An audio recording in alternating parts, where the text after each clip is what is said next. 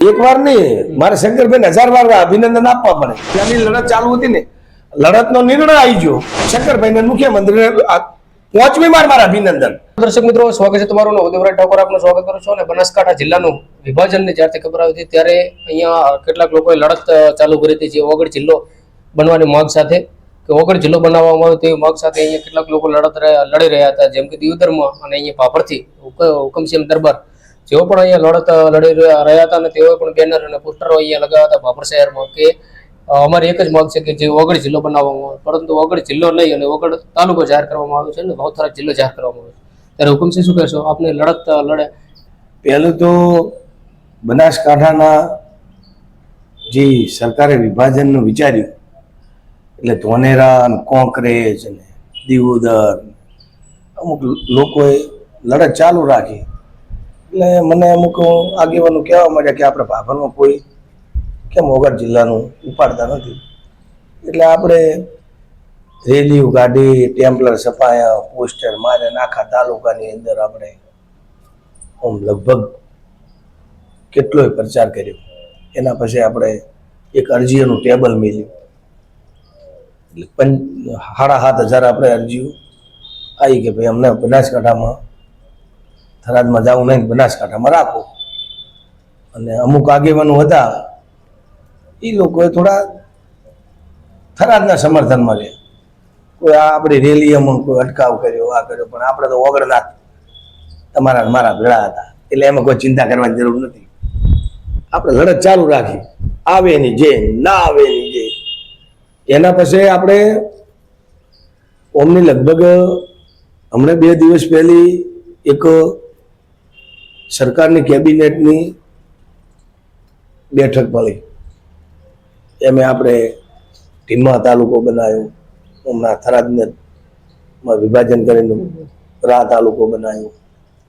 એના પછી આપણે 2 મેન માગણી કોંકરેજની એવી હતી કે અમને બનાસકાંઠામાં રાખો, તો મને રાખીએ બનાસકાંઠામાં રાખો.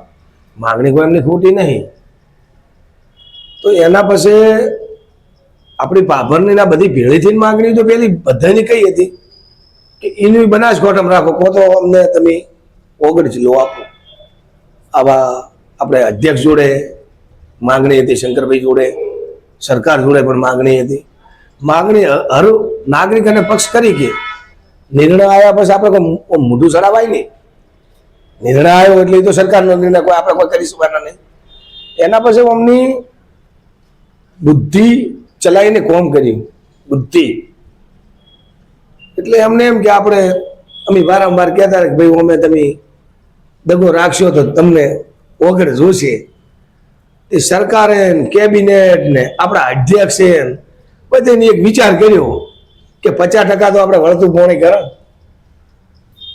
તો વગર જિલ્લો તો આલ્યો નહીં, પણ આપણે થરાની અંદર તાલુકો બન્યો, કોંકરેજની અંદર એમને વગડ તાલુકો બનાવ્યો. તો હવે અમે કે ભાઈ શંકરભાઈનો નિર્ણય છે, કેબિનેટનો નિર્ણય છે, તો આપણે મુખ્યમંત્રીને અને શંકરભાઈને જે વગડ જિલ્લો તાલુકો બનાવ્યો છે એ બદલે હું એમને અભિનંદન આપું છું, ખૂબ ખૂબ અભિનંદન.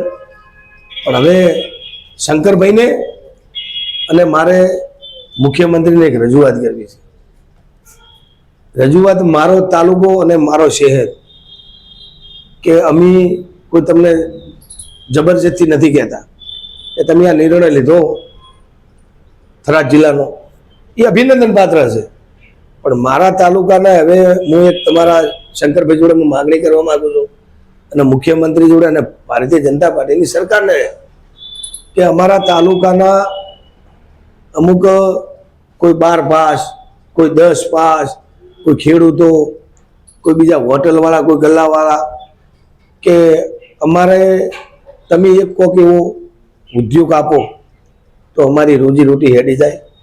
એવી મુખ્યમંત્રીને અને શંકરભાઈને મારી એક વિનંતી તમને કરવા માંગુ છું, એક આગેવાન તરીકે. એવી મારી રજૂઆત છે. એક વાર નહીં, મારે શંકરભાઈને 1000 વાર અભિનંદન આપવા પડે કે આપણો નતો જિલ્લો બન્યો થરાદની અંદર. મારી શું બધા આખા જિલ્લાની લડત ચાલુ હતી ને, લડતનો નિર્ણય આવી ગયો. એમની આપણે ઓગળ તાલુકો બનાવ્યો. શંકરભાઈને મુખ્યમંત્રીને 5મી વાર મારા અભિનંદન, 6ઠી વાર અભિનંદન.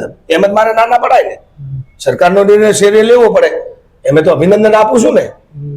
ચોક્કસથી તો આ હતા હુકમસિંહ દરબાર, અને જેઓ પણ શંકરભાઈ ચૌધરી સાહેબને અભિનંદન આપી રહ્યા છે કે જે ઓગળ તાલુકો બનાવવામાં છે તેમાં પણ હુકમસિંહ પણ સંતોષ જોવા મળી રહ્યા છે. ને હુકમસિંહ પણ જિલ્લાનું વિભાજન થયું તેમાં હુકમસિંહ દરબારની પણ પ્રતિક્રિયા સામે આવી છે. નમસ્કાર.